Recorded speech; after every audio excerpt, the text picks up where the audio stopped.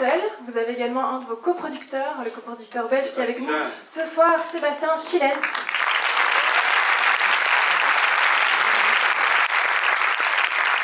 De Velvet Film. Alors, tout d'abord, merci à Nabil, merci à Mariam, parce que c'est vraiment une histoire d'amitié. Donc c'est très chouette de travailler avec vous, de retravailler avec vous maintenant et de continuer cette relation qui me tient très à cœur. On remercie évidemment aussi tous nos partenaires belges sans lesquels on ne sera pas là. La Fédération Wallonie-Bruxelles, la RTBF, VTV, nos techniciens belges et forcément aussi Cinéar. Merci. En amont du film, ça a duré à peu près 1 an, pendant lequel elle a accepté de mettre sa vie d'actrice entre parenthèses, de refuser tous les projets pour se coacher sur le chant, la danse, la manière de bouger, de parler, les codes des shikhats, avec trois shikhats qui ont chacune à leur niveau apporté beaucoup dans ce travail avec Nisrine. Donc voilà, elle s'est donnée corps et âme sur le projet et avec beaucoup de brio et de courage, encore une fois. La première projection officielle du film au Maroc aura lieu après-demain au Festival de Marrakech, vers lequel je m'envole demain soir. Et la sortie officielle au Maroc est mercredi prochain, donc le 11 décembre. Voilà, je pourrais vous répondre après cette date-là. C'est une grande histoire d'amour entre la Belgique et moi. J'ai commencé à coproduire mon premier film, c'était à Lizawa en 99. Et ça n'a jamais cessé. On a comme ça fondé une famille ici, une famille d'adoption avec des gens comme Eve, Linda et bien d'autres qui apportent un regard et artistiquement qui sont très importants dans la fabrication de nos films. Donc c'est bien de le dire et de leur rendre hommage. Cette poésie chantée qui est véhiculée par des femmes qui ont été les premières au XIXe siècle à pouvoir chanter là où c'était interdit à l'époque aux femmes, seuls les hommes pouvaient chanter. Parce qu'elles ont accompagné tout le pays dans des combats épiques depuis ce XIXe siècle jusqu'au protectorat, et avec des textes très subversifs, parce qu'elles ont été les premières à chanter l'amour, le corps, le désir, le plaisir, et qui rejoignent paradoxalement des thématiques qui sont très actuelles ici en Europe, des combats féminins, féministes, humanistes même, j'ai envie de dire. Et donc c'est intéressant de voir le cheminement en fait qu'ont pu faire les textes et portés par ces femmes à travers le temps, à travers les siècles et à travers la géographie de la Méditerranée dans ce festival qui parle justement, qui met à l'honneur les films méditerranéens. Bon, je vais arrêter de parler, le film maintenant et puis le débat après. Merci en tout cas à tous ces partenaires qui nous accompagnent, cette équipe, ce distributeur, Cinéar, Sébastien, Velvet, enfin, tous mes amis belges. Je voudrais savoir qu'est-ce que vous diriez aujourd'hui à une jeune fille qui veut devenir cheikha au Maroc?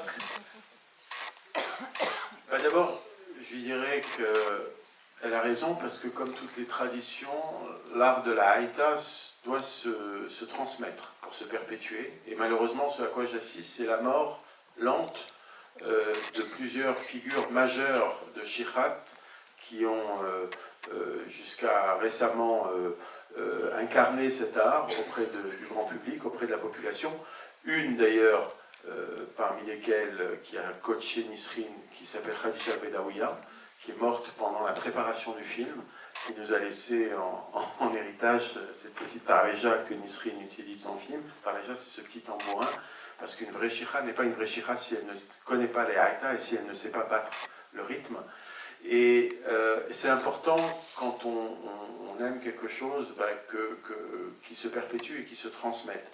Et aujourd'hui, malheureusement, très rares sont les shikhats qui perpétuent l'art de la haïta, sachant qu'il n'y a pas de retranscription écrite de ces haïots, que c'est une tradition orale, qu'il y en a une vingtaine, il y en a certaines qui sont très très longues, qui font 45 minutes, et qu'elles racontent des choses cruciales sur l'histoire du pays et que si elles ne sont pas transmises aux nouvelles générations, ces choses-là vont disparaître complètement du paysage artistique, social, politique du pays et culturel.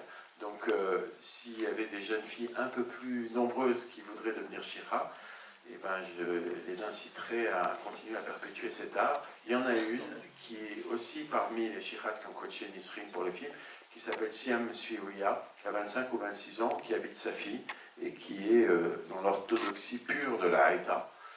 Et c'est très beau d'entendre. Alors je ne fais pas forcément du cinéma pour passer des messages, je fais du cinéma pour exprimer, pour dire, pour montrer ce qui me hante, ce qui me bouleverse, ce qui me fait mal parfois, ou ce qui m'inspire. Et c'est vrai que le propos même du film traverse les frontières, mais je ne m'en suis pas rendu compte au départ. En réalité, tout est parti d'une admiration profonde pour ces femmes et d'un sentiment d'injustice. Et comme pour moi, le respect et la justice sont probablement parmi les deux choses qui règlent ce monde, et quand elles ne le règlent pas et qu'on tombe dans le deux poids, deux mesures, immédiatement on le ressent très très vite, très très fort, partout dans les conflits qu'on voit en ce moment, notamment à Gaza par exemple, et ben ça me heurte, ça me violente.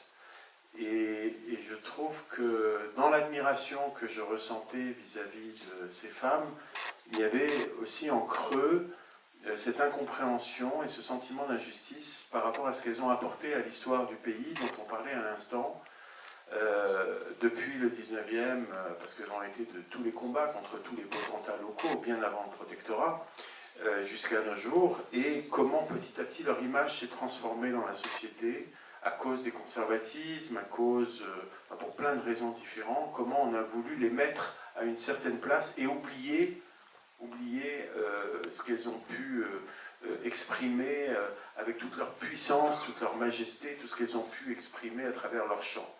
Et c'était une façon aussi, quelque part, ce film, de leur rendre justice, de leur redonner un statut, de leur redonner une dignité et de dire à tout le monde à quel point il faut les voir avec les bons yeux, avec le bon regard, et ne jamais oublier à quel point aussi ces femmes ont pu, et sont toujours d'ailleurs, les relais d'une parole et d'une émancipation qui traverse en effet les frontières ici de ce côté de la Méditerranée sur des sujets terriblement contemporains.